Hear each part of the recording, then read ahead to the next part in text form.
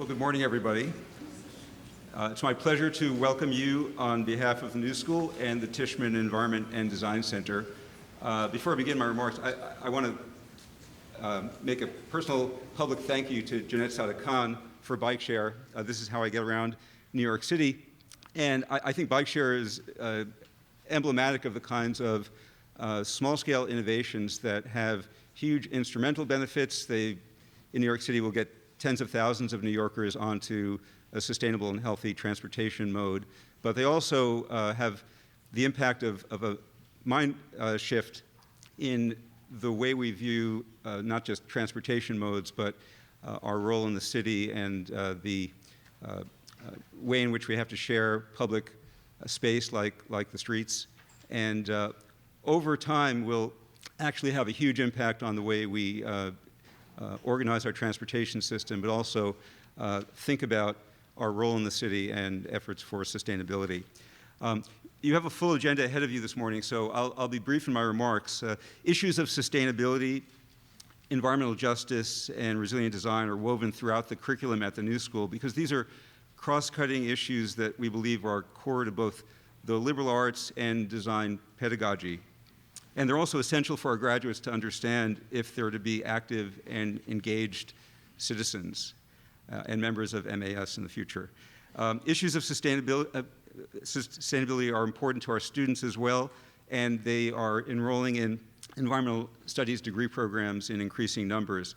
We have a number of programs throughout the university, environmental studies at the New School for Public Engagement, where I teach environmental policy and sustainability management in our graduate policy and management program, design and urban ecologies at Parsons.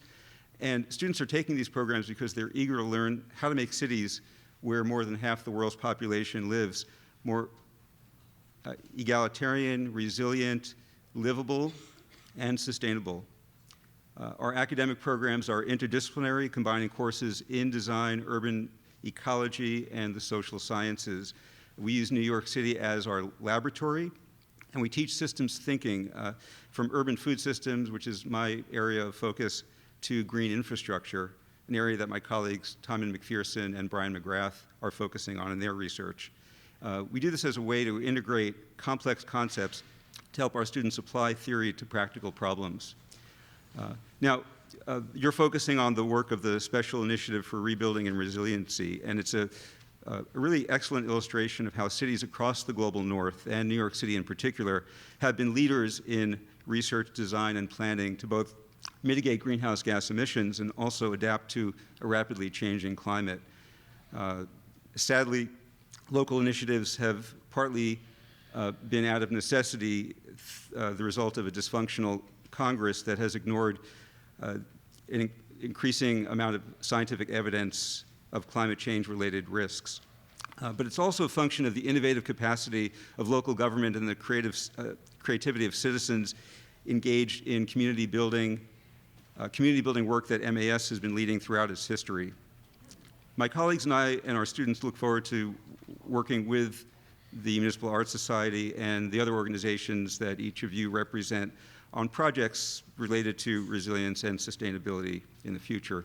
And so welcome again, and I now would like to turn the microphone over to Mary Rowe, who's Vice President and Managing Director for MAS. Ms. Rowe's particular focus at MAS involves creating learning networks of practitioners working to foster urban livability and resilience, and I can't think of a more capable person to lead you through today's events. She recently served as coordinator of the New Orleans Institute for Resilience and Innovation, an alliance of initiatives that emerged in response to the systemic collapses as a result of Katrina. And so without further ado, please welcome Mary Rowe. Thank you very much.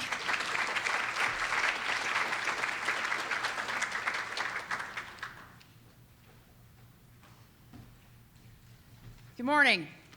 Good morning. Great. Klaus Jacob said to me, we've got to stop meeting like this. Every couple of days, we're all together in a meeting like this.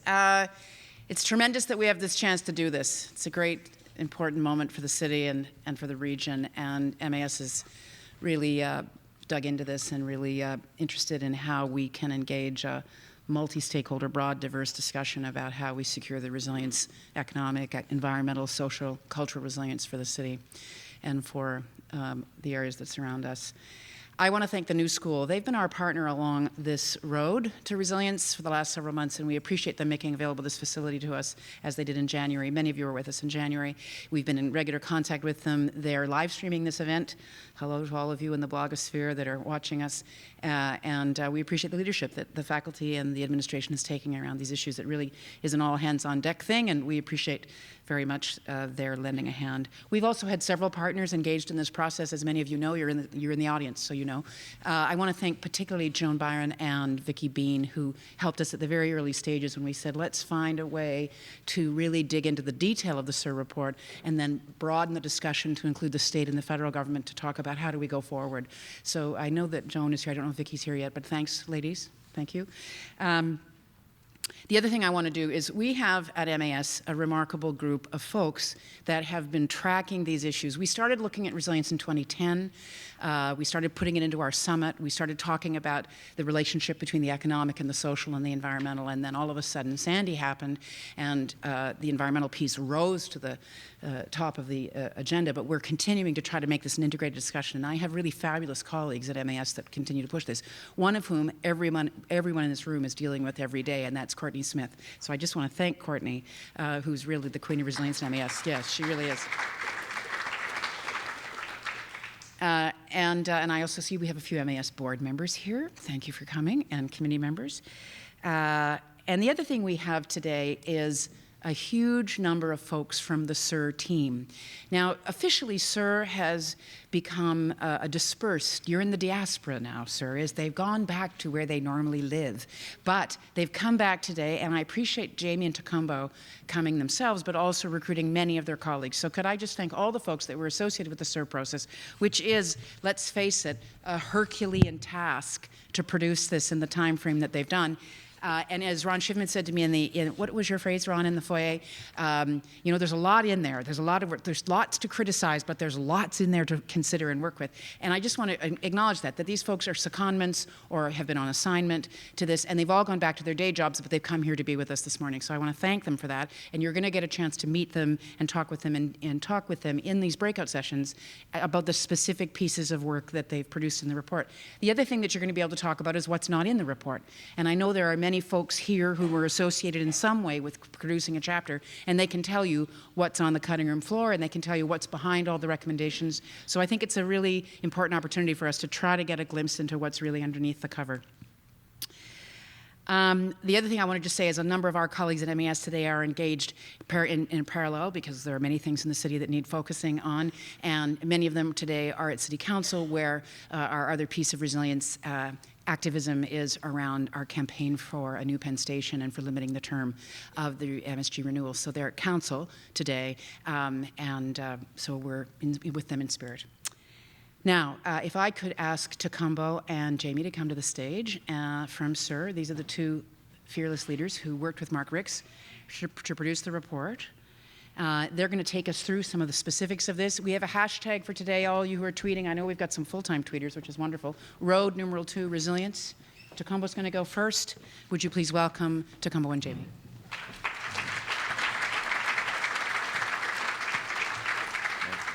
Thank you, Mary. I really want to thank Mary and MAS and the New School.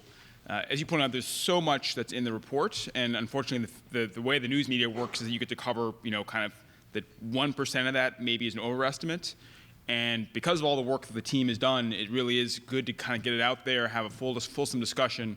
And the most important thing ultimately is that this is a blueprint, and we're going to take a real start to get a lot of this implemented in the next 6 months.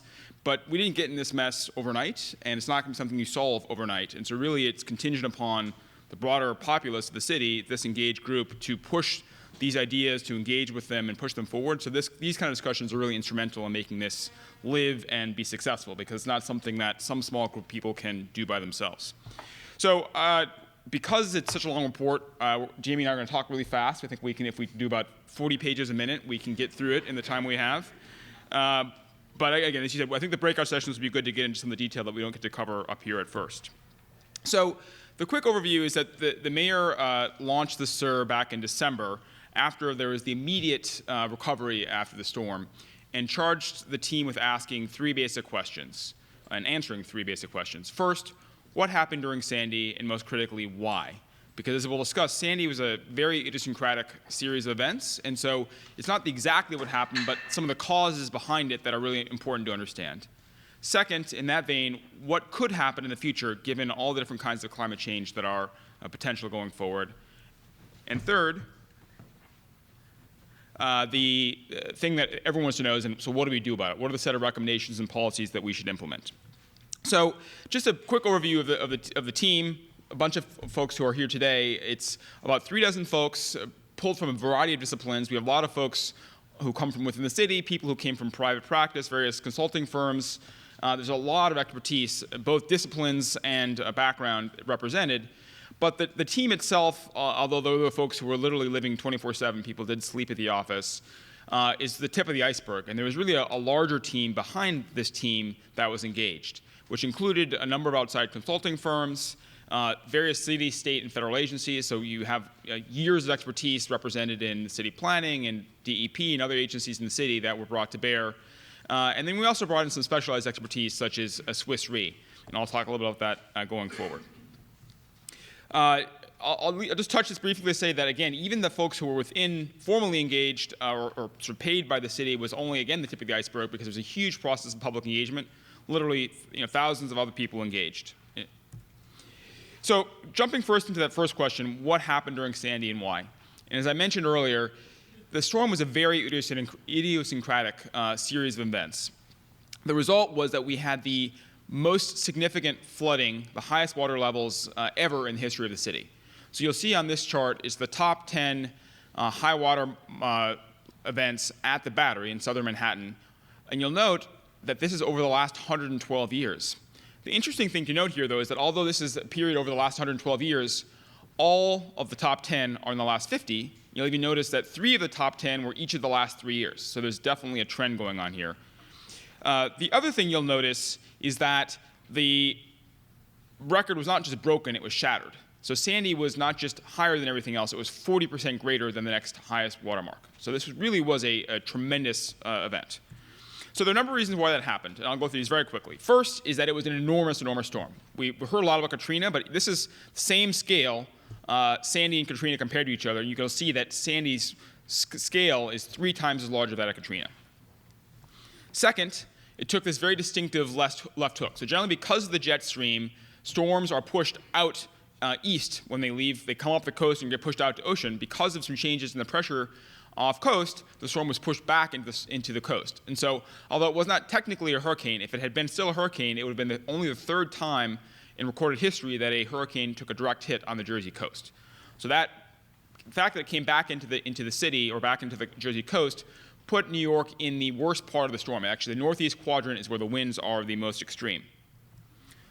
Third, the tides. And we've heard something about this, but I think I personally, not being a mariner, did not understand that there are 2 different tidal cycles in the city. And so this chart here illustrates that there's a cycle. The bluer is lighter or less shallow water, and the yellower is yellow turning to red is deeper water. And you'll sort of see this progress over time. So you'll see, this is the day before the storm, that you can see up in the harbor in the northern part of the city by northern Queens and the Bronx, it's low tide when it's high tide in the southern part of the city. And then sort of switch it by 6 or 7 hours, and then it reverses. So this is just normal tidal cycles. As the storm came in, it so happened that it was high tide in the southern part of the city at the Battery. So southern Manhattan and the southern parts of the city in Brooklyn, Queens, and Staten Island were hit exactly during high tide.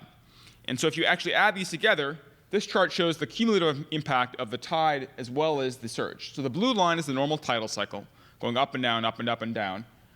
The green is the surge. So that's what, if there were no tide, how big the surge was. You can see that peaks right around midnight. And it happens to be that peak of the surge exactly coincides with the high tide. So you kind of get the sort of perfect storm, literally, where you got literally 14 feet of flooding at the Battery. And that's why you get that record surge, storm surge, which exceeded by 40% anything else we'd ever had in the city.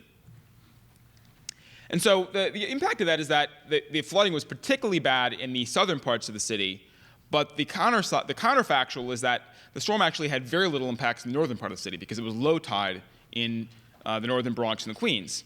So this is the flooding we actually saw in the northern part of the city. You can see LaGuardia got a fair amount of flooding, and then around Flushing Meadows, a fair amount of flooding, and some in Hunts Point, but relatively unscathed. If, however, the storm had arrived 9 hours earlier, so again, if it had hit the northern part of the city during high tide, this is what we would have seen. So massive flooding through much of northern Queens and the South Bronx. Most notably, LaGuardia Airport would have been under 14 feet of water. So again, the takeaway from this is that although Sandy was really bad, and we want to learn from what happened there, the specific parts of the city that were impacted during Sandy are not necessarily the parts of the city that would be worst hit during other storms. There's a lot of factors that come into this. And the final thing I'll notice is the wind. It's very hard to see, but there are small arrows in the chart which indicate the direction of the wind. And earlier to the storm, it was heading down to the southeast. Just as the storm peaked, the wind shifted and drove the wind directly into the coast. So the cumulative impact of this is that you had tremendous waves and wind damage in the ocean portion of the city. So all along the blue circles there, along the Atlantic coast, you had extreme wave action. And Jamie will talk about the impacts in the individual communities, but the broad takeaway here is that the most severe structural damage to buildings was in these parts of the city, because you had literally this battering influence of the waves impacting structures. Whereas in the Upper Harbor, the Brooklyn-Queens waterfront in Lower Manhattan, you had significant flooding, which caused real damage, but it wasn't structural damage. It was just damage from things getting wet, which obviously for electrical equipment and other kinds of mechanical equipment can be very damaging, but it didn't severely damage structures. So I think the things we want to take away from this is that Sandy was an incredibly, incredibly damaging storm, and the impacts on certain communities were life-changing. A huge loss of life, and people's lives changed permanently. But we want to make sure we don't get too caught up in the exact specifics of the storm, because future storms may have some of these characteristics but may not be combined in the same exact way. So in that sense, it's really more than using it as a specific example, use it as a type, a harbinger of future changes. So this moves us to what could happen going forward. And I think that the thing that the Sandy has brought into high relief is that we are vulnerable to floods. And this is something we've known. FEMA first created a flood map for the city in 1983. So that was the first official flood map for the city. And you can see that although it's a small percentage of the total of the city, it's actually huge in terms of absolute numbers. You had more than 200,000 residents and 36,000 buildings that were in the floodplain as of the official maps of '83. But, as we know, Sandy was much greater than that.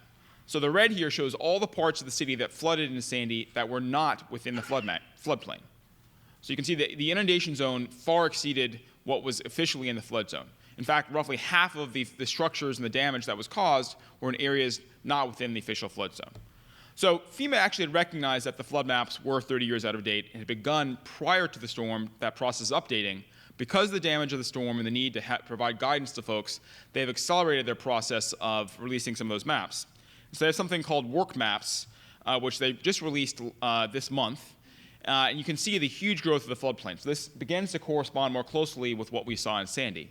So you'll note that there's been an 82% increase in the number of residents in the floodplain. So it's a huge increase in the number of people in the floodplain. And then I think most notably is the number of buildings almost doubled.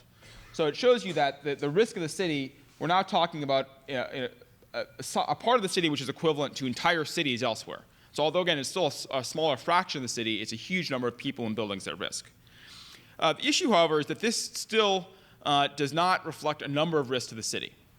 First, the risk of downpours. So this picture here of the sea train is not from Sandy or even from a hurricane. It's just from a heavy downpour. This is just, in the last 5 years, a heavy downpour, 4 inches within a short period of time, floods the subway. And we see this just like 2 weeks ago. There was a heavy rain. You get flooding in the subways. Second, heat waves. And heat waves, although Sandy and hurricanes are much more dramatic, heat waves kill many, many, many more people. So we had 43 people who unfortunately lost their lives in Sandy, which is a huge loss. But in the last heat wave in Chicago, a couple of hundred people died. And so the risk, particularly to vulnerable populations, is extremely high from heat waves, and that's not incorporated within the flood maps. And the final two things, drought, which seems strange to talk about when we're talking about flooding, but extreme weather goes in streaks. You can have periods of wet and storms, you also can have periods with no rain. And then finally, on the lower right, is not from Sandy, this is just high tide. In parts of Jamaica Bay, there are parts of the city, Howard Beach, et cetera, that are regular high tide experience flooding.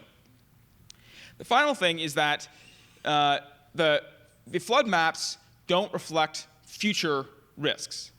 The flood maps that FEMA creates are backward-looking. So they take all the past historical storm data and make projections based upon that.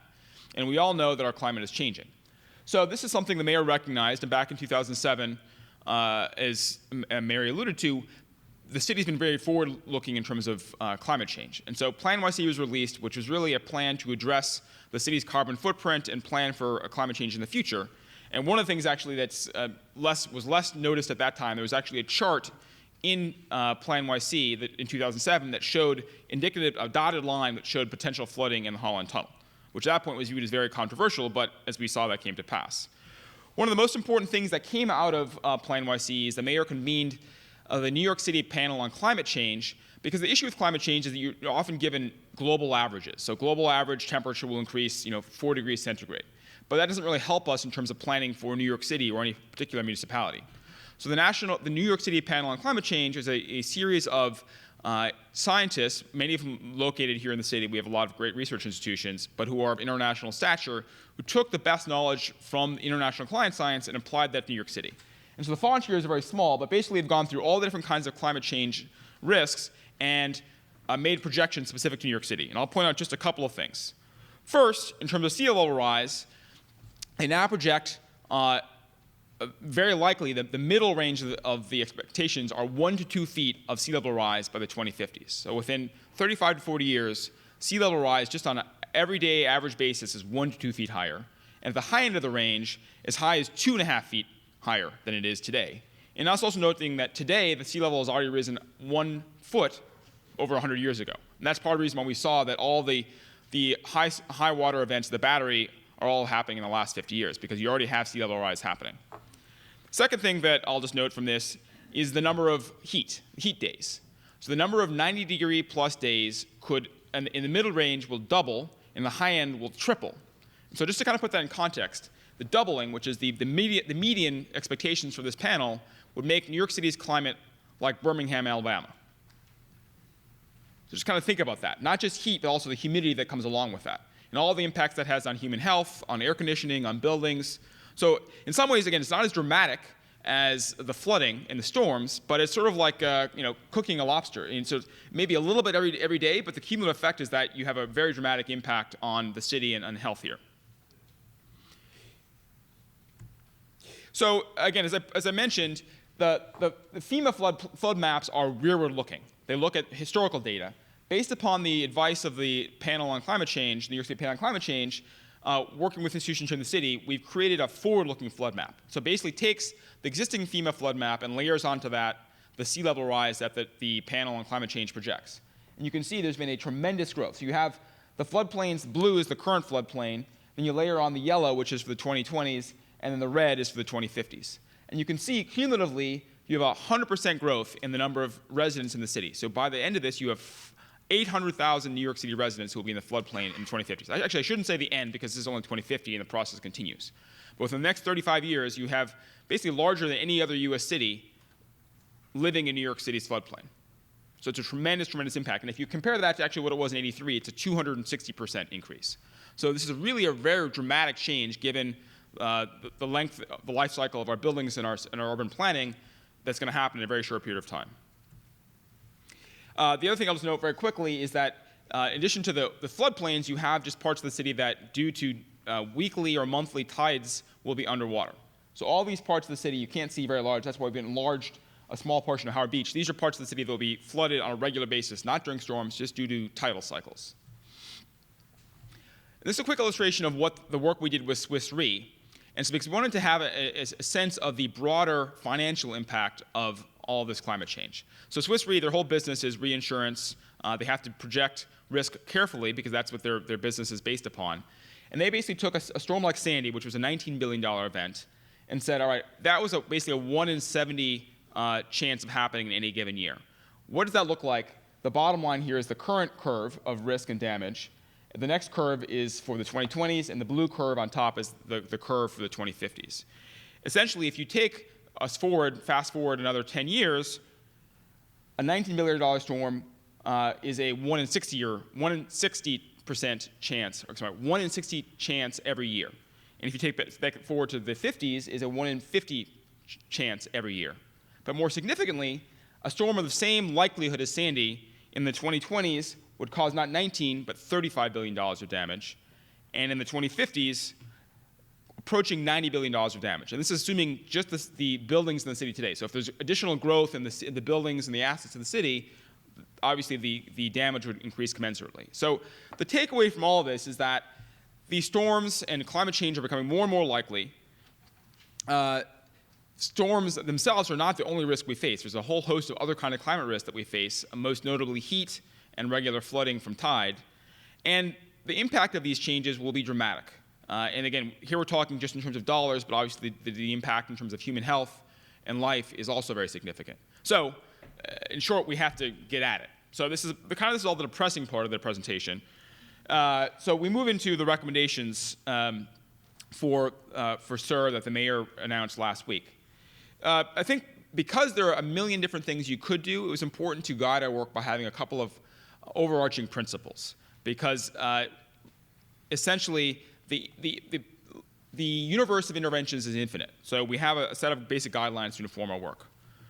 First, we want to be ambitious. We face huge, huge challenges, so we need to make sure we really go after this.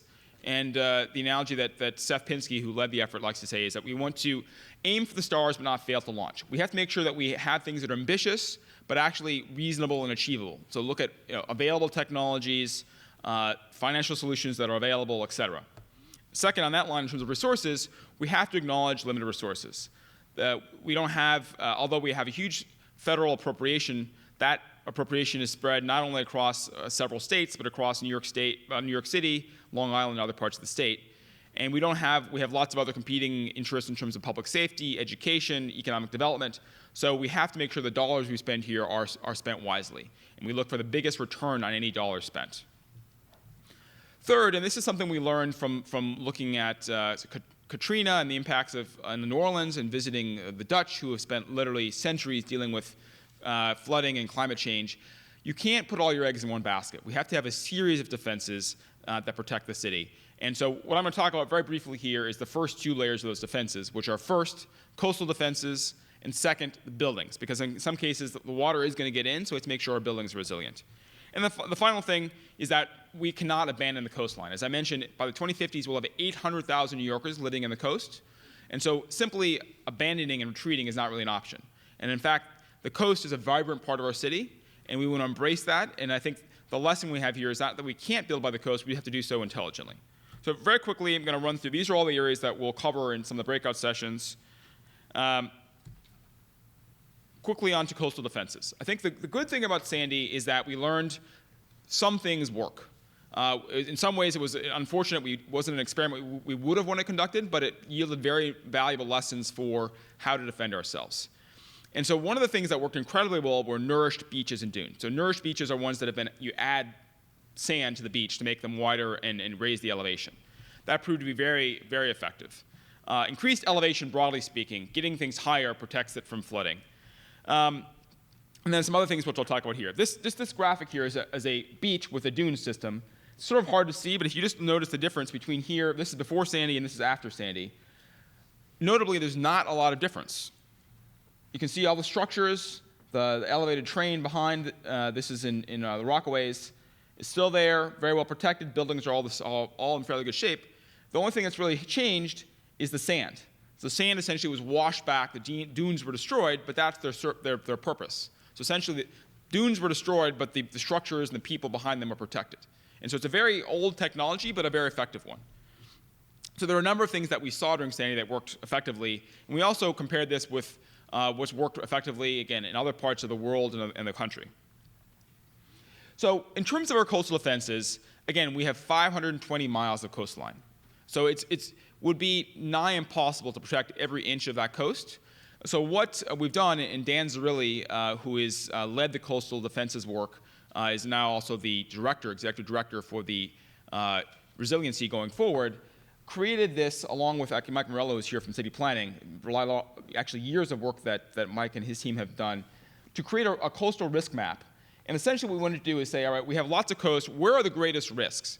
Based upon the number of buildings that are close to the coast, the geomorphology, which is the fancy word for saying what's the shape of the shore and the rocks, the sort of geological formations, and then also where do we have vulnerable either assets, things like wastewater treatment plants or hospitals, or vulnerable populations, nursing homes and other folks who are at risk. And based upon that, where do we prioritize our coastal defenses? So basically, the darker the color, the greater the risk. And then we tailored a set of defenses to match those risks.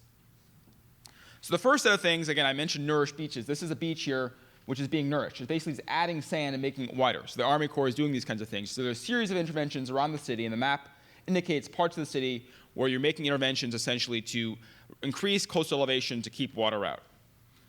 The second set of interventions is around minimizing upland wave zones. So as I mentioned earlier, the most destructive parts of the storm were along the Atlantic-facing parts of the coast where you had that wave impact. And so one of the things you want to do is to knock the waves down before they run into structures and people. And so there's a series of things you can do either offshore by having offshore breakwaters or things along the beach that knock down waves and prevent them from causing that severe structural damage. Third is the risk of stillwater inundation. So again, you have the most damaging structurally is from the waves, but as we all know, as we saw from flooding in other parts of the city, in Manhattan and in Brooklyn, Queens waterfront, just having water sit there, even if it's not waves, can be very damaging. Knocks out, floods people's basements, knocks out mechanical equipment, et cetera.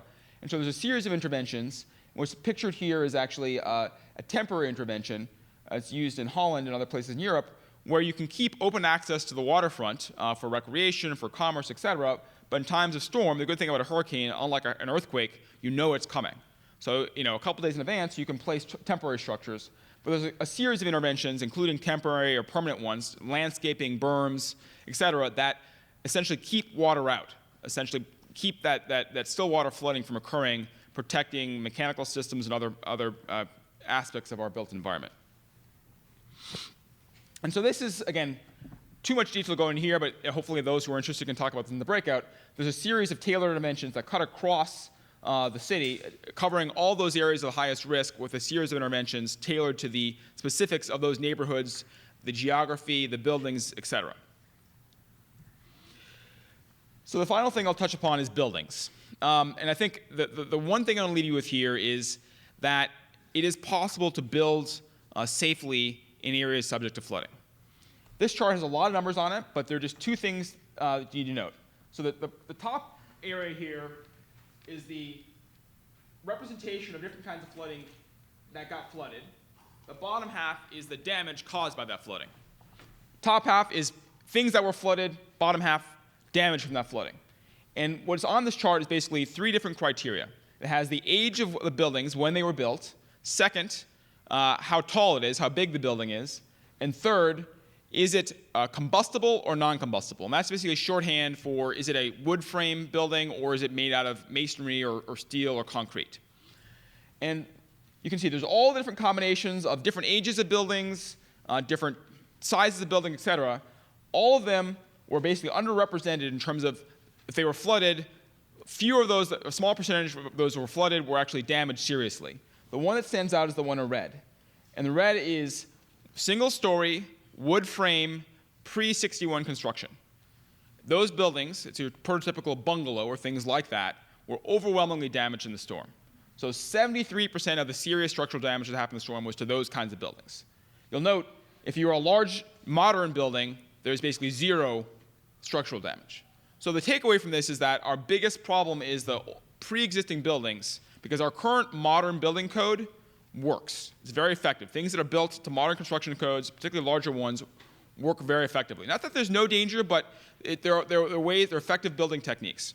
So this leads us to kind of our two sets of challenges.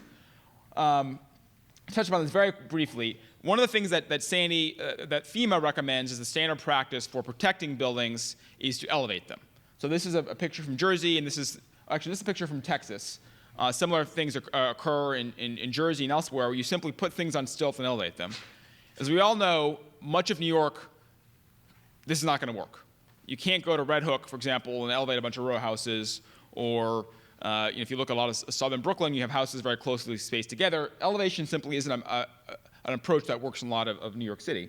So we have to look at other approaches, something other than elevation. And we basically have two sets of problems we have to address. One is new buildings. And as I mentioned before, new buildings, generally speaking, fared pretty well in the storm. So the things we need to do for new buildings are they're modifications that are relatively minor in the building code to make sure we take advantage of the most modern building technology. But do so without elevation, because in many cases, elevation is not possible given narrow lots or other kinds of things. Perhaps the bigger challenge is existing buildings, because as I mentioned earlier, we now have more than approximately 70,000 buildings that are in the floodplain as of now. So those existing buildings, many of which are at risk, we have to find ways to make them more resilient, though in some cases, elevation is not an option. And so there have to be a series of targeted interventions that make people markedly safer. And what the mayor announced was a $1.2 billion incentive program to assist property owners, both small and large, in making those smaller resiliency investments that we know are effective. A lot of them had to do with raising mechanical. So we know that a lot of the damage was caused by electrical, telecom, heating equipment being knocked out. Simply, if you move those out of harm's way, you essentially avoid a lot of that damage. So you might have to muck out your basement or your lobby, but you're able to keep yourself warm, call 911, et cetera. So with that, I think I will hand it over to Jamie to talk about communities.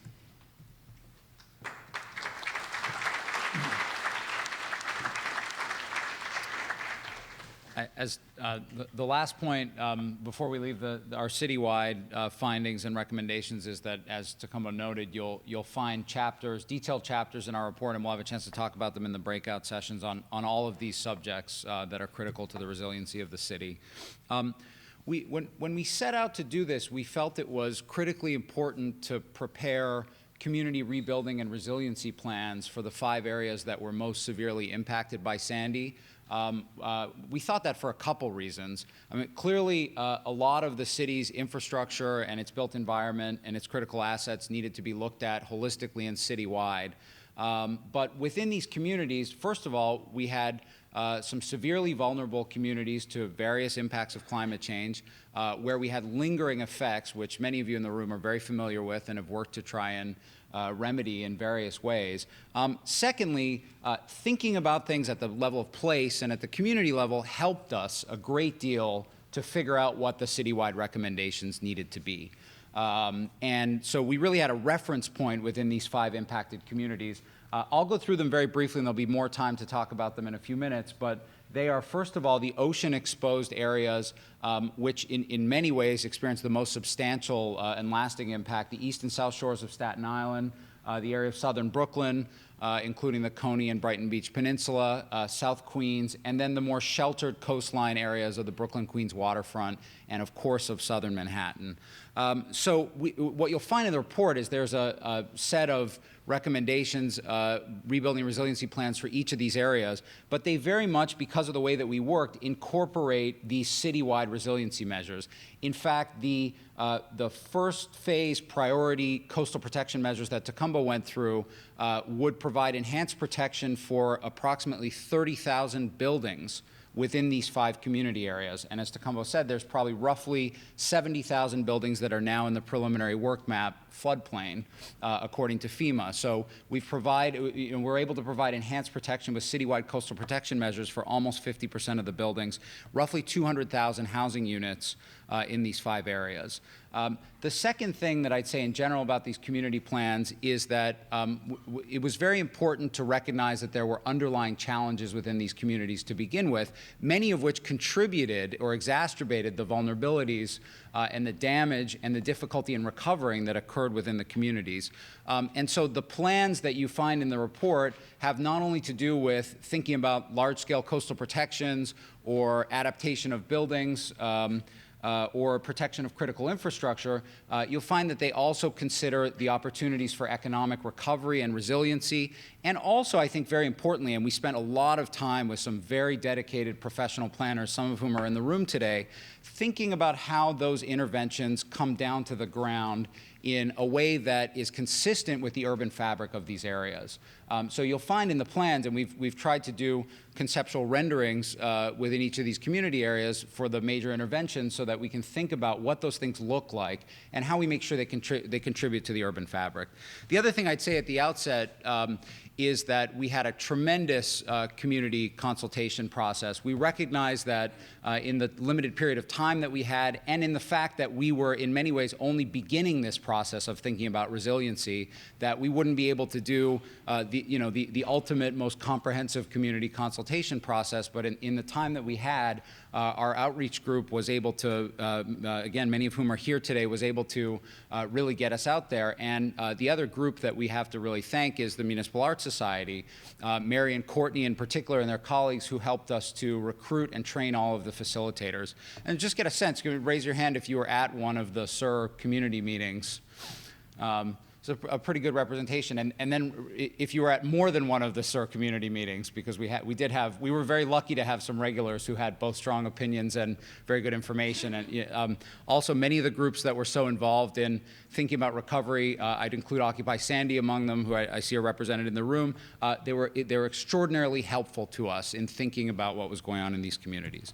So we don't have a lot of time, but what I wanted to do was just spend a little bit of focus time on one of the sheltered shoreline areas, the Brooklyn-Queens waterfront, and one of the ocean-exposed areas in South Queens. And then I'll just quickly highlight the recommendations in the other areas, and we can spend more time on it in the breakout sessions. In the Brooklyn-Queens waterfront, which stretches really from Sunset Park in the south to Long Island City in the north, we have, first of all, a sheltered shoreline, but also, most importantly, a real diversity of building stock and land uses. This is the place where, as Tacumbo said, we have the row houses in Red Hook and other communities, really across the whole community, that are very difficult to elevate according to this traditional view of resiliency that the federal government puts out. Many of these were severely damaged during the storm. We also have, in this area, 40% of the buildings dedicated to industrial land uses. Again, many of which were severely damaged during the storm. So what we did in putting together each of the plans is we looked at the surge height during Sandy. In this case, I think, the important thing to emphasize is that this was a story about surge. It was not a story about damage from wave action. And for that reason, the chart that's on the right, I think, is most interesting, which is that here we had 93% of the yellow tagged buildings, the buildings that were impacted in terms of building systems, had significant damage to their contents, but were not structurally damaged. 93% of the buildings in the inundation area were along the Brooklyn-Queens waterfront. And of course, so that's a lot of damage, but also the flip side to that is we did not have the severe structural damage to buildings that we saw in some areas of the city. And then in terms of the future and the 100-year floodplain, this is a neighborhood that becomes significantly more at risk. It's actually not the east and south shores of the Brooklyn-Queens waterfront, but you can see, if you can see these fairly small numbers down here, that we have roughly a tripling of the residential buildings that will be in the 100-year floodplain by 2050 in this area. And most of the expansion of the 100-year floodplain in this area is in Williamsburg, just to the east of the Navy Yard, and along Newtown Creek up into Long Island City. So this is the attempt to define the problem, both what happened during Sandy and what the future vulnerabilities are. And then certainly don't intend to read any of this text here, but what you can see in the report is we've done a very detailed, very comprehensive set of rebuilding and resiliency recommendations and initiatives, many of which will start immediately to be implemented by the city, either through the new Office of Resiliency or through the city agencies that will be responsible for implementation.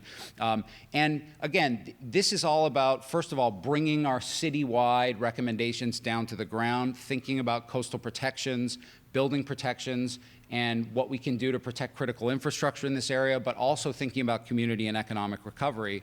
So I just highlight a couple of recommendations here to give you some examples. First of all, we've recommended a surge barrier at the mouth of Newtown Creek. You can see the surge barrier, again, very much integrated into the landscape. This is the northern section of Greenpoint and a planned city park.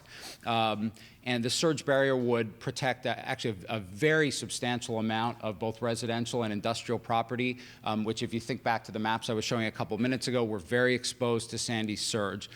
So the barrier at Newtown Creek would be one of those opportunities to deploy a major coastal protection, but of course, as you can see in this image, maintain the working industrial waterfront by allowing boats and cargo to go through. Secondly, in this area, we've recommended an integrated flood protection system in Red Hook, which was exposed to so much damage, as you all know from the storm. And I think the part, again, as I said at the beginning, part of the point here is to think about how these things get integrated into places while being very much consistent with the urban fabric. So really, for an integrated flood protection system, you don't see anything here. I mean, you essentially have holes in the ground at the moment in a non-storm condition. And you can see, in this case, the deployment of a flood protection system in advance, where the posts and the slats come out of the warehouse and get set up in a key location. It's very important to make sure that the protection doesn't allow any low-lying areas during a storm, so that needs to be planned out and thought through very carefully. But this flood protection system would do a great deal to protect Red Hook and the property within it from surge while becoming integrated into the urban fabric. And I will just say that Tacumbo and I had sort of many discussions along the way about the balance between the urban fabric of a place and making sure that we understood that we had real risks. There was a real need for resiliency, and so that's something that we've tried to integrate into our plans. A couple of other highlights within the Brooklyn-Queens waterfront. As I said, there's a great deal of industrial property. The SIR recommended, and the city will move to an initiative for a sales tax abatement that would encourage industrial resiliency. So this would be over and above the incentive program for buildings that Tacumbo described, recognizing that we have a lot of marginal industrial businesses in this and other areas, trying to get a package together that most significantly incentivizes those industrial buildings, particularly those that are 4 or more feet below base flood elevation and 1 story, which are some of the most difficult to protect. And we also worked very closely with NYCHA in thinking about Red Hook houses. There's a series of measures in the report. One of them has to do with the ground plane supporting new retail and community uses within NYCHA's buildings, particularly those that were impacted by Sandy, in an effort, again, to build up economic resiliency within the community. But there's really also a lot in the recommendations for this plan to connect Red Hook back into the city and provide those economic opportunities, which would allow the community to continue to afford to live there in a resilient condition. So that's the Brooklyn-Queens waterfront. I want to spend a couple minutes on South Queens and then just quickly the other areas. In South Queens, many of you have spent a lot of time there. We're talking about the Rockaway Peninsula, the neighborhoods along the peninsula, from Breezy Point in the west to Far Rockaway in the east, as well as the Jamaica Bay Line communities, Broad Channel in the center of the bay, and then the communities in the rear of the bay, Howard Beach, Old Howard Beach, and Hamilton Beach, as well as some of the other communities ringing the bay. And this is a very unique place. What you can see on the right in terms of population density is we have a real diversity. We have very heavily built up both public housing and private housing, mostly along the eastern section of the peninsula and moving into Far Rockaway. But this is also a place of single-family homes that began as beachfront communities and part-time communities, a lot of bungalows in these areas, and a lot of places that were significantly impacted. But you can see the character of the sort of life of living on the water in places like Hamilton Beach, where people have easy access to their boats, and then also, of course, the fact that Rockaway Beach is gaining momentum as a place, a destination within the city for beach activity. Clearly very hard hit by the storm, as we all know. And as you can see, again, the difference between South Queens and the Brooklyn-Queens waterfront, because of its ocean exposure, here 30% of the yellow and red building tags can be found.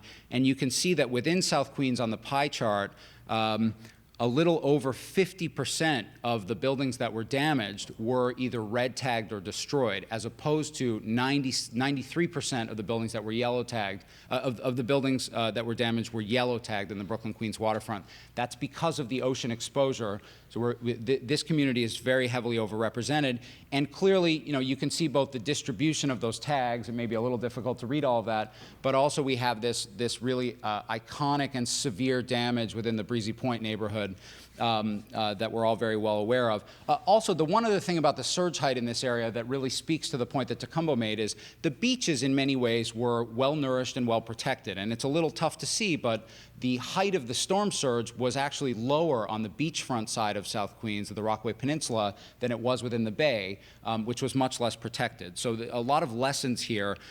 Less of an expansion of the future floodplain by 2050 because we already have a significant amount of property in the floodplain, but the surge height increases, and we'll see regular tidal flooding much more along the back bayline communities. So again, we've got a set of strategies for this area, which we'll talk about in more detail. In terms of coastal protections, beach nourishment, deploying a dune system along the beachfront, and particularly the recommendation for a double dune system to protect the Breezy Point community, I think is critical, as well as efforts to attenuate waves in Jamaica Bay. And then just to highlight another couple of points, we've got really a push for continued economic revitalization of this area. We've recommended revitalization strategies and dedication of city resources to the corridor along Beach 116th Street, rethinking of that corridor in many ways to think about how to be a better attractor and also service the neighborhoods that surround it.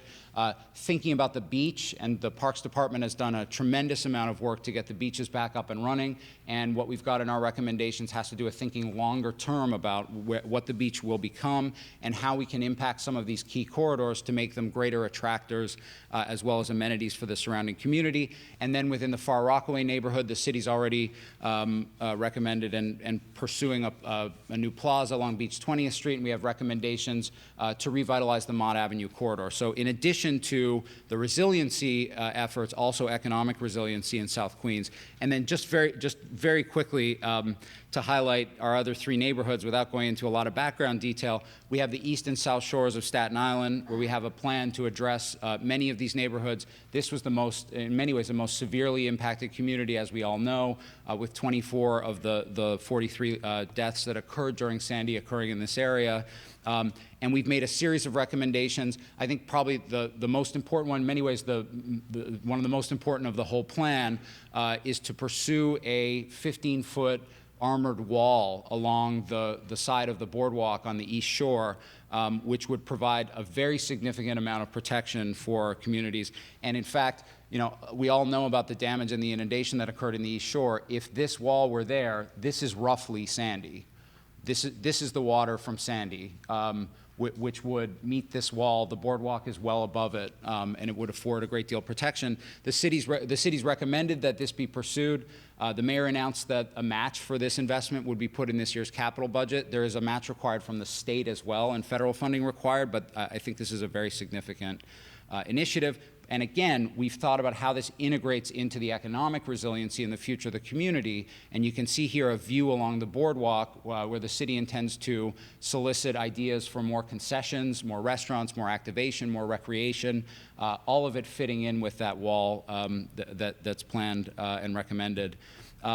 The fourth area is Southern Brooklyn, the Brighton Beach, Coney Island Peninsula, as well as Manhattan Beach and Seagate. A series of recommendations here, which you can read in detail. We've recommended, again, in this area, I should have mentioned that in the back here, we have the Gravesend communities, Garrettson Beach, Sheepshead Bay, which were severely impacted by the storm from back bay flooding and wave action because of the exposure to Coney Island Creek, as well as Garrettson Inlet and Sheepshead Bay. So in this case, we've recommended things both for the resiliency of the peninsula and also the neighborhoods behind it. This is the notion of a wetlands and tidal barrier across Coney Island Creek. We've recommended a set of short-term measures to raise elevations, and then also thinking long-term about how we might convert this into effectively a drainage basin in the case of a future storm by placing a tidal barrier at the mouth of the creek with a series of culverts that would allow for basically closing it off at high tide. And the advantage here is that you can see you're able to merge together a couple of city parks and start to create a new place in the back of Coney Island. Also thinking about beach protection, and the future resiliency of Coney Island, including the new roller coaster that the city announced last week, and a series of other protections in southern Brooklyn. And then lastly, in southern Manhattan, we have a very robust program for what is obviously a very high-value neighborhood that is iconic in many ways for our city. And we've made a range of recommendations. As Tacumbo mentioned, this would likely be the place along the East River where we would want to do an integrated flood protection system first. Again, you can see the condition in East River Park on the Lower East Side in a non-storm condition, nice sunny day, everybody having a good time. And then when the storm is coming in, we have the opportunity and the recommendation to deploy this integrated flood protection system, and it can be put up fairly quickly and then removed. This would afford a great deal of protection for a surge in a storm like Sandy. And then, of course, you've all read about a recommendation that we think long-term about a notion about a multi-purpose levee off the east side of Manhattan. And you know, it's a recommendation to think about it.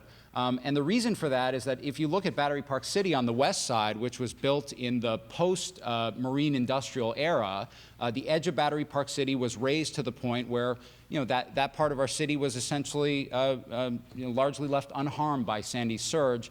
Except for the fact that the protections were not available at the bottom and top of the community, and so there was some flooding that came in and hit the World Trade Center. But a new edge would prove remarkably resilient and effective, and it would also allow us to continue to build out the city's residential and commercial building stock. Again, this is one that is certainly far away from implementation. We've recommended a study and an exploration of it, but we think it's a good and important idea for us to think about. And in the rest of Manhattan, a number of other initiatives. The last one I would highlight is that Water Street is an important commercial center for our city. Was severely impacted by the storm, and so we and the city, including the city planning department, will be launching initiatives to program the plazas in those areas, and also an initiative to look for plaza and arcade protections and activation strategies that have not been tried before. So that's our community plans. I'm sure Mary's giving me the hook here, but I think the place we would end is just to say that as we thought about this plan and the future of our city, we know that New York City was already a very resilient place. And if you look in the last 10 years, we had the devastating attacks, but we see a recovery occurring and new towers rising and almost completed. An increase to our residential population in Lower Manhattan. A very different kind of tragedy was the Lehman collapse, which affected our economy, but the city has, in the course of recovering, diversified across a number of sectors and made a number of very important and transformative investments. And now we have this new challenge, climate change. And I think what the mayor said when he launched this plan is that we're not abandoning the waterfront. We've said that many times. We need to rebuild what was lost, and in the course of making ourselves less vulnerable, we also have to think about a recovery that makes the city more resilient, more economically robust, and a greater place to live, the reason that we all live here. And that's really what's in our plan. Thank you.